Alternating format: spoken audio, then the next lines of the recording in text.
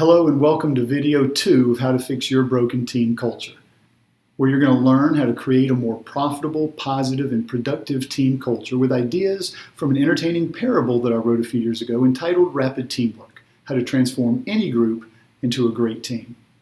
In this second video, we're going to focus on the 3 traps that great leaders can avoid.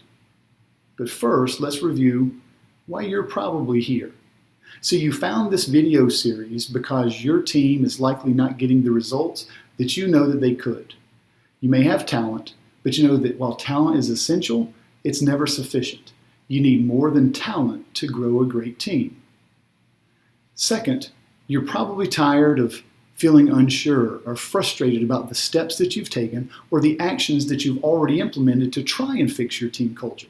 See, nobody wants to be a, hey, let's just see if this works type of leader. And yet invariably, in the teams that I've worked with, that's one of the issues that comes up. Leaders don't always know that the ideas or systems they've implemented are really worthwhile. Third, you might be here because you just want more trust or engagement or accountability. And while you've invested time and effort in trying to address your team culture or situations in the past, you know there's got to be a faster and a smarter way to get the results you want. And you're probably here because you're committed to taking action. You know that successful teamwork is not just about finding good information, it's about implementing it, because action steps are ultimately what's going to make a difference on your team. But mostly you're here because you believe, like I do, that as a leader, your number one goal is always to serve and care about, to encourage and support your people. And that means creating an exceptional team culture where they can thrive and grow and contribute to your team mission. And while the frustration of putting band-aids on difficult team issues may have brought you here, pain is a powerful catalyst for change. The truth is you don't have to be sick to get better. Good is always capable of better, and so are you as a team leader. But I have to say that what I'm going to share with you throughout this video and the entire program is a whole lot like deodorant.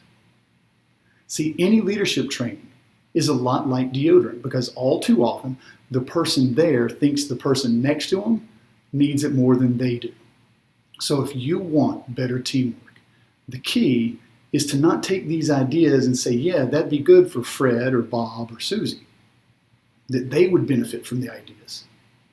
Instead, understand that your team is going to benefit the most from this information I'm sharing, and you're going to make the lives of the people around you far better if you will apply the information first yourself.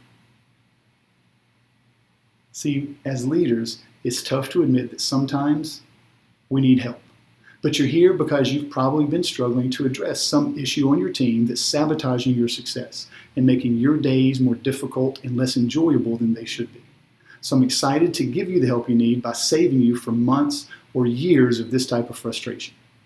And just like winning is the result of removing behaviors that lead to losing, rapid teamwork in organizations is achieved by first avoiding traps that sabotage effective leadership. So today I want to help you to avoid the 3 most common behaviors that you don't want to continue. And the first thing that you don't want to do as a leader is to spend your time looking for answers only to find and try to implement conflicting ideas.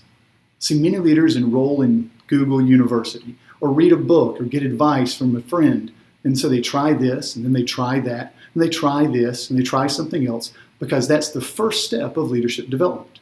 We search for solutions to those problems that we're aware of. But by enrolling in Google University, you're searching through millions of blogs and videos and articles, but you don't know how reliable those sources really are. That's what I did as a young coach. And I found out the internet is littered with armchair experts with all kinds of different opinions and advice from people who have never successfully led teams. And I got frustrated when I did it because I found so many conflicting ideas about what would work. When I tried this and tried that, I realized I wasn't sure what would work. And so none of it was implemented with any type of confidence. Maybe that's how you're feeling right now when it comes to building your team culture. What I will give you is a proven system of ideas and activities that build on each other, so you never again fall into the trap of having to evaluate the conflicting ideas that you are definitely going to find from people who haven't successfully led teams. You don't want to deal with the frustration of collecting and testing advice from multiple questionable sources. You want a comprehensive system that you can trust and commit to. Now, the second trap that you want to keep from falling into is learning very expensive lessons. See, coaching basketball was not a life or death situation, but wins and losses were an emotional roller coaster for me as a young coach. I didn't have the perspective or confidence of experience. But when we lost a game, even when players were down and parents were grumbling, the lessons I learned helped me to become better as a coach. But they weren't really expensive. See, high school basketball is not a high-stakes world. Families were never financially affected by the quality of our team culture. And as a team leader, making a mistake can be far more than just upsetting or embarrassing for you. If your team culture isn't right, you're probably losing sales or clients. And if your team interactions and environment are really broken, you could be losing good team members. See, bad employees leave good leaders, but good employees leave bad cultures. And turnover of just one quality employee costs $20,000 to $30,000 in retraining expenses. Mistakes can cost you time also. Have you ever found yourself cleaning up a mess and dealing with issues that could have been avoided if you had had a better map as a leader? Mistakes can be exhausting, expensive, and make you look ineffective, losing the confidence of your team and costing far more than just money. So rather than having to learn through and make a number of painful, expensive mistakes, I can give you the competence, knowing exactly what to do to create the team culture that will give you the results that you want. Now, the third trap that you don't want to fall into is getting random pieces of a puzzle without seeing or having tools to complete the full picture. Sometimes as a leader, I would find really good stuff and I'd be able to implement it. And I knew that it was part of what I wanted to be our team culture. It was just one piece of the puzzle. So I'd go looking for the next piece. And I'd find something close here or maybe another piece there. But doing that, you could never see the whole big picture. And you never felt like you had all the pieces.